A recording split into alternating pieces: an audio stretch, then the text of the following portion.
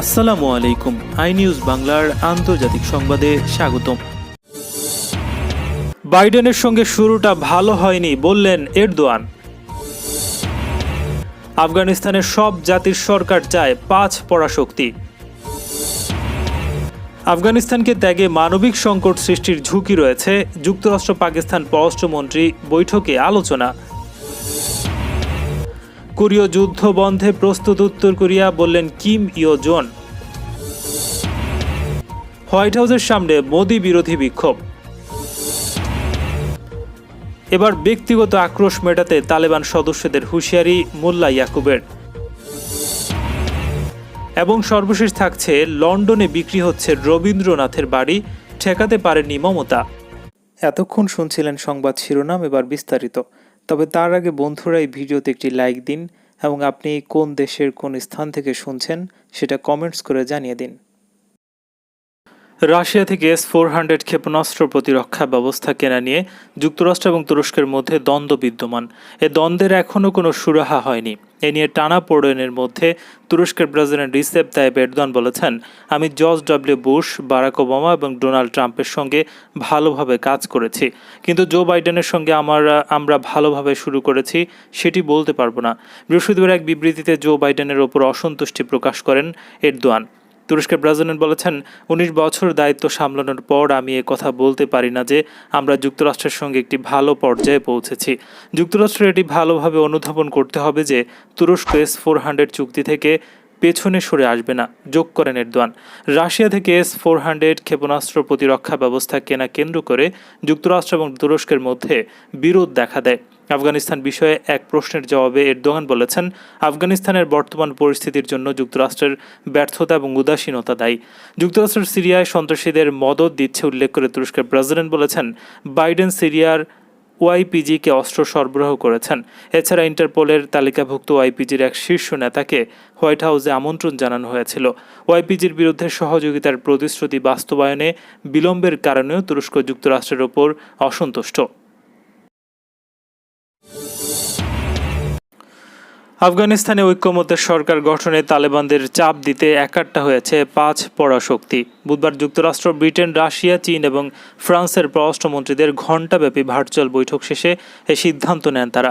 আফগানিস্তানের সব শ্রেণী পেশার মানুষকে নিয়ে একটি নিরপেক্ষ সরকার গঠনের উপর তাগিদ দিয়েছেন তারা। বার্ষিক সাধারণ অধিবেশন বৈঠকের পর জাতিসংঘ মহাসচিব অ্যান্তোনিও গুতেরেস সাংবাদিকদের বলেছেন, 5টি শক্তি শান্তিপূর্ণ এবং স্থিতিশীল একটি আফগানিস্তান চায়, যেখানে কোনো বিঘ্ন এবং বৈষম্য ছাড়াই মানবিক সহায়তা পৌঁছানো যাবে। পররাষ্ট্রমন্ত্রীরা অভিন্ন সুরে বলেছেন, আমরা এমন একটি আফগানিস্তান চাই যেখানে নারী এবং মেয়ের অধিকারকে সম্মান করা হয়, যা সন্ত্রাসবাদের আশ্রয় নয়, এমনকি যেখানে জনগণের সব অংশের প্রতিনিধিত্বকারী একটি সমন্বিত সরকার রয়েছে। আফগান বৌদ্ধ ধর্মের ঐতিহ্য রক্ষার আহ্বান শ্রীলঙ্কা বুধবার তালেবানদের অধীনে আফগানিস্তানের বৌদ্ধ ঐতিহ্য রক্ষা করার জন্য বিশ্বকে আহ্বান জানিয়েছে। জাতিসংঘ বার্ষিক সম্মেলনে দেশের প্রেসিডেন্ট গোতবায়া রাজাপাকসে বলেন, আমি জাতিসংঘ এবং আন্তর্জাতিক সম্প্রদায়কে অনুরোধ করছি তারা যেন আফগানিস্তানের বৌদ্ধ ঐতিহ্য রক্ষা করার উদ্যোগ নেন।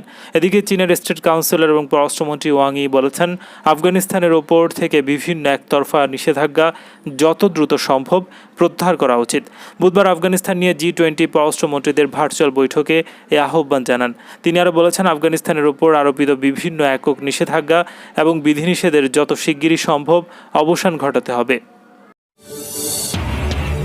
পাকিস্তানের পররাষ্ট্রমন্ত্রী শাহ মাহমুদ কুরেশি বলেছেন, বিশ্বের উচিত হবে না আফগানিস্তানকে ত্যাগ করা। আফগানিস্তানকে ত্যাগে দেশটিতে মানবিক সংকট জোরদারের ঝুঁকি রয়েছে। বৃহস্পতিবার যুক্তরাষ্ট্রের নিউ ইয়র্কে জাতিসংঘের সাধারণ পরিষদের 76তম অধিবেশনের ফাঁকে মার্কিন পররাষ্ট্রমন্ত্রী অ্যান্টনি ব্লিংকেনের সাথে এক সাইডলাইন বৈঠকে মন্তব্য করেছেন তিনি। প্রেসিডেন্ট জো বাইডেনের দায়িত্ব গ্রহণের পর মার্কিন প্রশাসন এবং পাকিস্তানের ইমরান খান প্রশাসনের মধ্যে মন্ত্রী পর্যায়ে এটি প্রথম মুখোমুখি বৈঠক। এদিকে বৈঠকের আগে এক সংবাদ সম্মেলনে মার্কিন পররাষ্ট্রমন্ত্রী অ্যান্টনি ব্লিংকেন বলেন, পাকিস্তানের পররাষ্ট্রমন্ত্রীর সাথে বৈঠকে তারা দুদেশের একত্রে কাজের গুরুত্বের সাথে সাথে আফগানিস্তান এবং আফগানিস্তানের উন্নতি বিষয়ে আলোচনা করবেন। অপরদিকে শুক্রবার পাকিস্তানের পররাষ্ট্র মন্ত্রণালয় থেকে প্রকাশিত এক বিবৃতিতে বলা হয়েছে, অ্যান্টনি ব্লিংকেনের সাথে বৈঠকে পাকিস্তানের পররাষ্ট্রমন্ত্রী আফগানিস্তানের নিয়ন্ত্রণ তালেবানে নেয়ার পর দেশটিতে নতুন রাজনৈতিক বাস্তবতা সম্পর্কে আলোচনা করেন।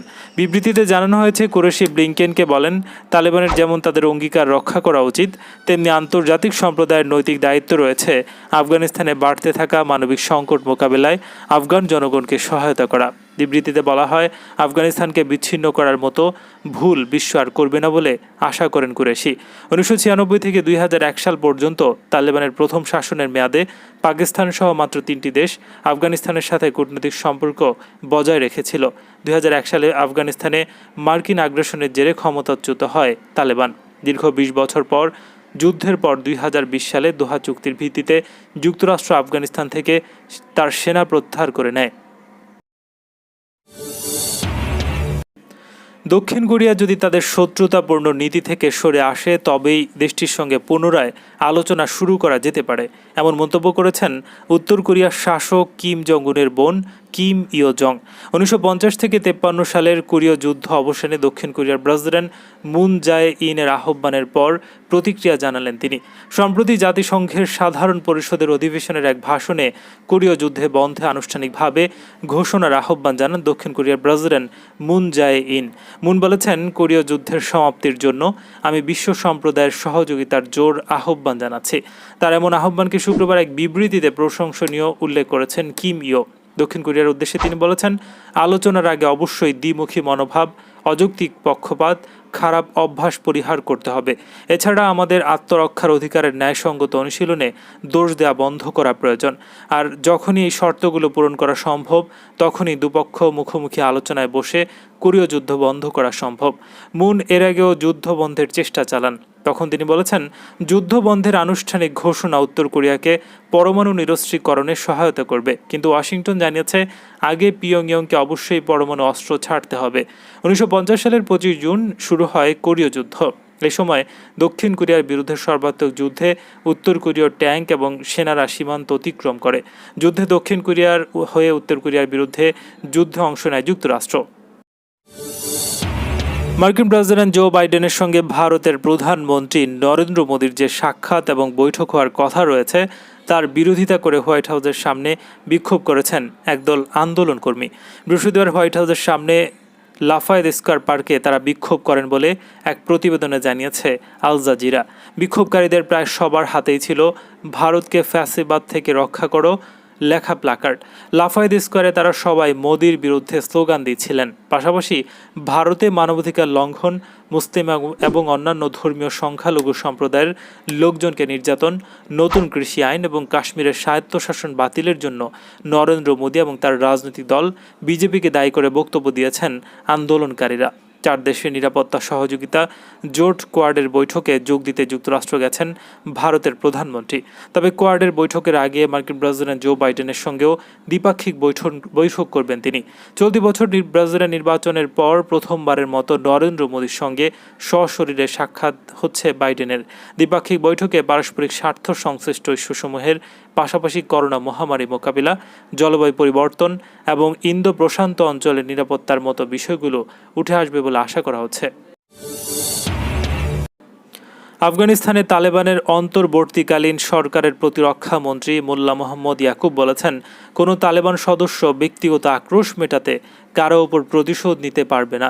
এই ধরনের কোনো খবর কারো বিরুদ্ধে পাওয়া গেলে তার প্রতি কঠোর ব্যবস্থা গ্রহণ করা হবে। বৃহস্পতিবার প্রকাশিত এক বিবৃতিতে এই হুঁশিয়ারি দেন তিনি। মোল্লা মোহাম্মদ ইয়াকুব বলেছেন, সকল আফগান নাগরিককে তালেবানের পক্ষ থেকে ঘোষিত সাধারণ ক্ষমার আওতায় আনা হয়েছে।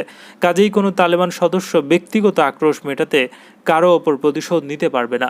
এর আগে তালেবান দাবিদার ব্যক্তিদের পক্ষ থেকে আফগান নাগরিকদের ওপর নির্যাতনের খবর প্রকাশিত হওয়ার পরই অন্তর্বর্তীকালীন আফগান প্রতিরক্ষামন্ত্রী হুঁশিয়ারি উচ্চারণ করেছেন। একই সাথে বিবৃতিতে জানানো হয়েছে, তালেবানের পক্ষ থেকে তাদের ভেতরে থাকা অযোগ্য ব্যক্তিদের শনাক্ত করার জন্য একটি বিশেষ কমিশন গঠন করেছে।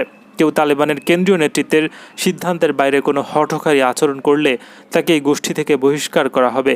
2001 সালে যুক্তরাষ্ট্রের 9/11-এর সন্ত্রাসী হামলার জেরে তৎকালীন মার্কিন প্রেসিডেন্ট জর্জ ডব্লিউ বুশ হামলার জন্য আফগানিস্তানে আশ্রয় থাকা আল কায়েদা প্রধান ওসামা বিন লাদেনকে দায়ী করে। এই সময় আফগানিস্তানের ক্ষমতাসীন তালেবান সরকারের কাছে ওসামা বিন লাদেনকে মার্কিন প্রশাসনের হাতে তুলে দেওয়ার দাবি জানায় জর্জ ডব্লিউ বুশ। যুক্তরাজ্যের রাজধানী লন্ডনে বিশ্বকবি রবীন্দ্রনাথ ঠাকুরের স্মৃতি বিজড়িত একটি বাড়ি বিক্রি হয়ে যাচ্ছে। এই বাড়িতে বসেই নোবেলজয়ী সাহিত্য গীতাঞ্জলির ইংরেজি অনুবাদ করেছিলেন কবি, যার ফলে ভারত তথা সমগ্র বাঙালির ঘরে আসে প্রথম নোবেল পুরস্কার।